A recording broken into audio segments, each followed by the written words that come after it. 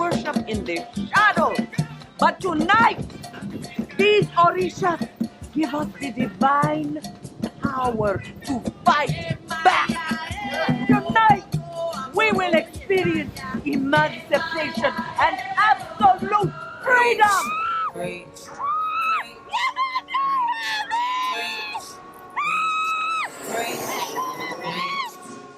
Good afternoon from New York. I am Selwyn Collins, your host of CWS As It Is.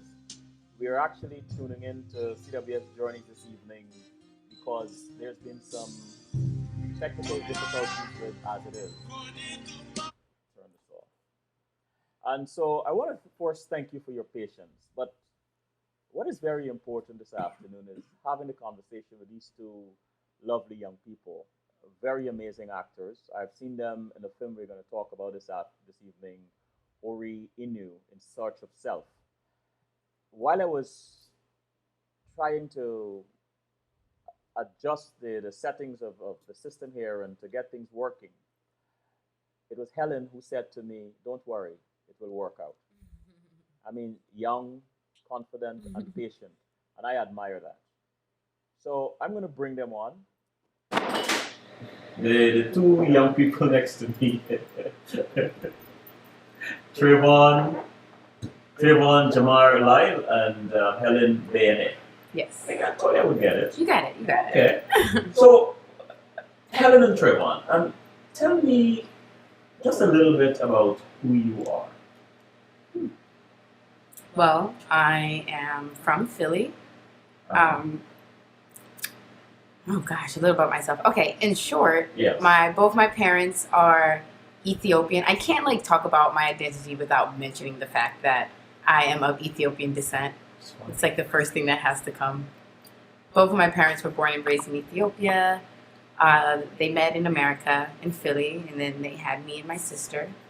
So I grew up in Philly, went to the Performing Arts High School in Philadelphia, and then started acting there. And then went to NYU, and I've been acting ever since.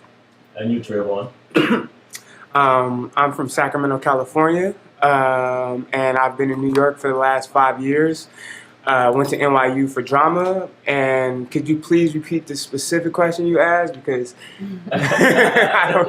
Just tell us a little bit about who you are.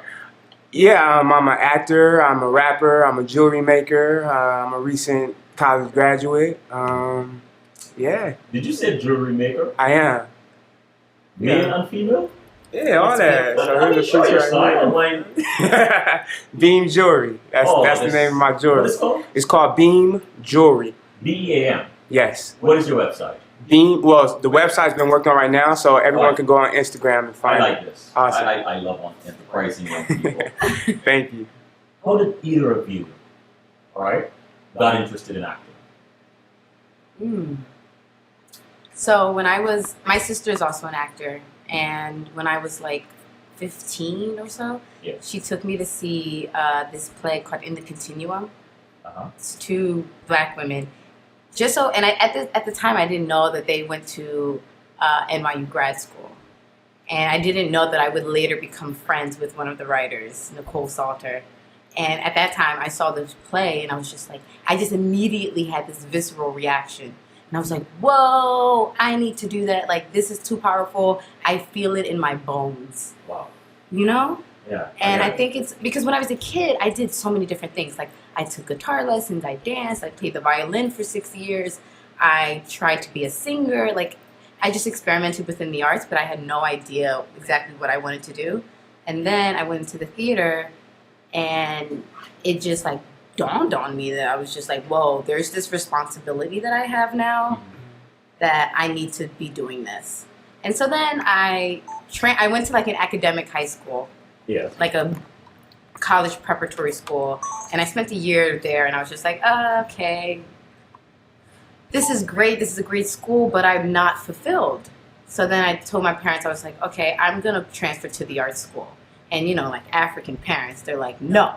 You need to study, you need to go to college for law, you need to be a doctor or a lawyer. They were terrified that I wanted to be an artist. And I was just no, I have to. And you remember your first film? My first film? And how they reacted. I mean, your first time acting. My mom cried. Wow. Yeah, I never forget. And it was a play that we wrote. It was when I was in high school. I was in this theater company. It was a student-run theater organization called My Vision Theater Ensemble, and the students would create the plays, direct them themselves. The head of the theater department sponsored us, but we did everything. We created our own, like everything from, building the stage, breaking down the stage, fundraising, getting money. We did everything ourselves. And the play that we wrote had to do with domestic violence. And so what we did was we, as a group, as a collective, we would come up with an idea or an issue or something that was either troubling us or our environment or the students within our school, and we would address it through theater. And so something that we wanted to talk about was domestic violence. And I played a mom, and my mom came to see that, and she saw that I was being abused. And she just started, I remember watching her, and she was like, "No, Helen." And I'm like, Bob, relax. This is acting. How did you get interested? Well, I did my first play in fourth grade, and I played Thurgood Marshall. So, really? Yeah, and I just remember, like, while doing that play, and afterwards, the whole like cafeteria, all the parents and faculty and stuff, like, saying, "Good job, Tre'von, you did a really good job. Oh my God, he was so good." And this one guy told me he was going to name his kid after me, and he actually did. And after that, throughout elementary school, it was like I was living in the projects at that time. So as far as being involved in theater and film at that age, it wasn't really something that was going on over there. Not something I was that interested in either. So it wasn't until my junior year in high school where I decided that I was going to be an actor without question. And then I got into a lot of different schools in California and on the East Coast, and NYU was the only school I applied to for drama. So what it came down to was making a decision. It was like, if I really, really wanted to be an actor, I would go to NYU, without question. Because I got into Tisch, and it was like, how could you not go to Tisch if you want to be an actor? And that was the only school you applied to for acting. So ultimately, it came down to that. I had, but what happened my junior year that made me decide I was definitely going to be an actor and not be a biologist was that I played Walter in A Raisin in the Sun, and I completely got involved with the character. I was like fully in it, when I performed it in my English class, and I was like, what just happened? Like, it was like a complete transformation. I was completely in character, and my life that I had as Tre'von went completely out the window. And so when I got done playing him and I had that experience, I was just like, yeah, whatever I just felt is something I'm going to have to experience for the rest of my life. So, yeah. Tell us about the indie short film Ori Inu, Insert Yourself. Well, basically, it's basically about it's a coming of age story, in the sense where it's about a young girl who has these dreams, and she's like trying to figure out why she keeps having this water god talk to her, and at the time she's not really sure exactly what it is, and she's like figuring it out, and she's talking to her mom, and her mom is really trying to keep her away from it, but not in a way that's like